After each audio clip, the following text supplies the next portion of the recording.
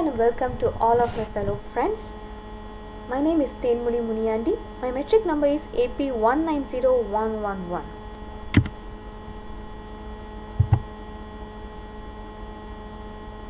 Today I would like to present about how to do taking of quantity. As for the introduction, quantity takeoffs are detailed measurements of material and labor needed to complete a construction project.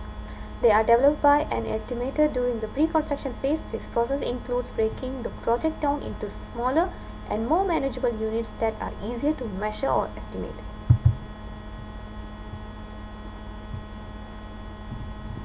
So there are two types of quantity takeoff. One is manual material takeoff, another one is digital material takeoff.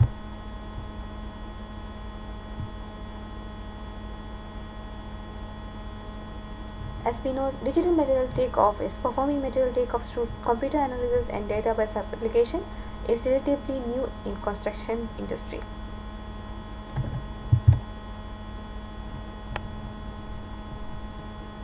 Manual material takeoff is the oldest and traditional method of takeoff. This is the oldest and simplest material takeoff form. Manual material takeoffs involves the estimator taking physical plans and blueprints and carefully detailing every material type and quantity specified on the construction drawings.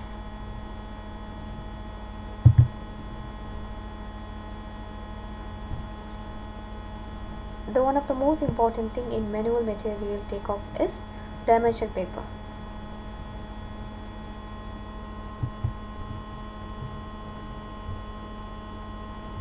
And this is the example of dimension paper.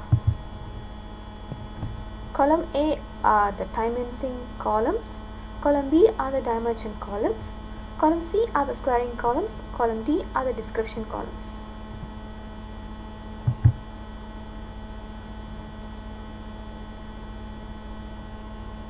Entering dimensions.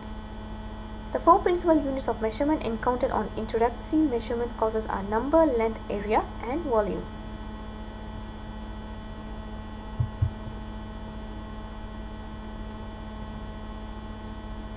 Numbering. Many items in building are counted. Where items are counted, they are entered as whole numbers in the dimension column with a line drawn horizontally across the dimension column below each entry. Lengths. Linear measurement usually state the correct section size of the item in the description.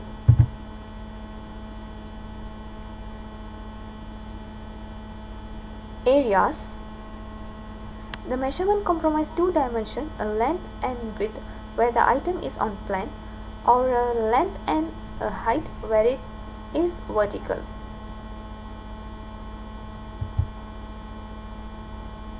Volumes. These items contain three dimensions which ideally are arranged in the order of length by width by depth.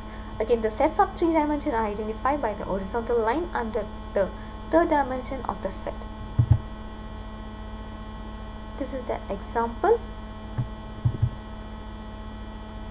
Timesing. Quantity surveyors use the term timesing rather than multiplication to refer to the number of times a particular item occurs in the course of the measurement.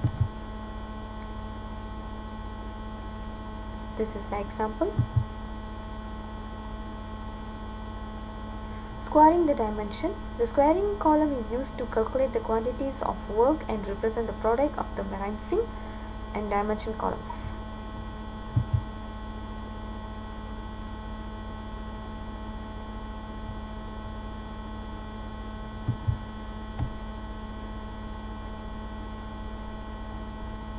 This is the example of squaring.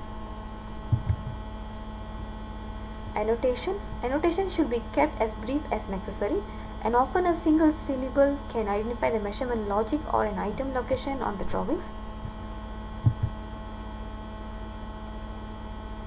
Waste calculations are ideally dimensions can be read directly from the drawings and enter directly into the dimension column. These are the examples of annotation and waste calculation.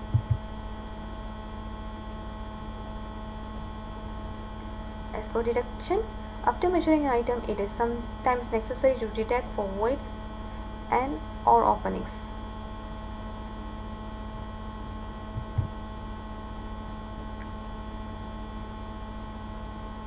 These are example of deductions and corrections. Alterations to dimensions.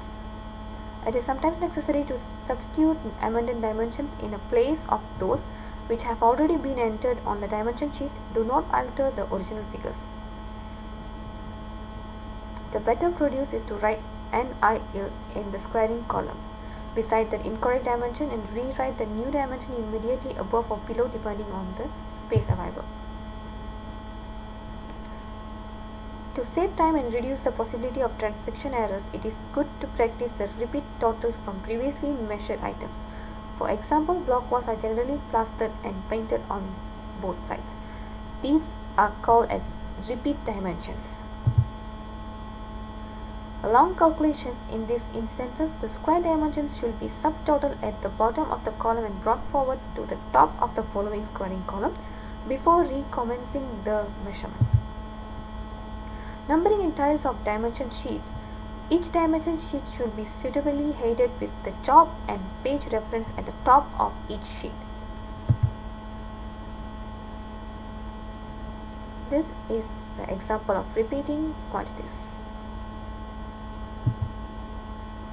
As a conclusion, a logical approach in the taking of will greatly assist subsequent understanding. Technical accuracy in booking dimensions should be rigorously observed at all times.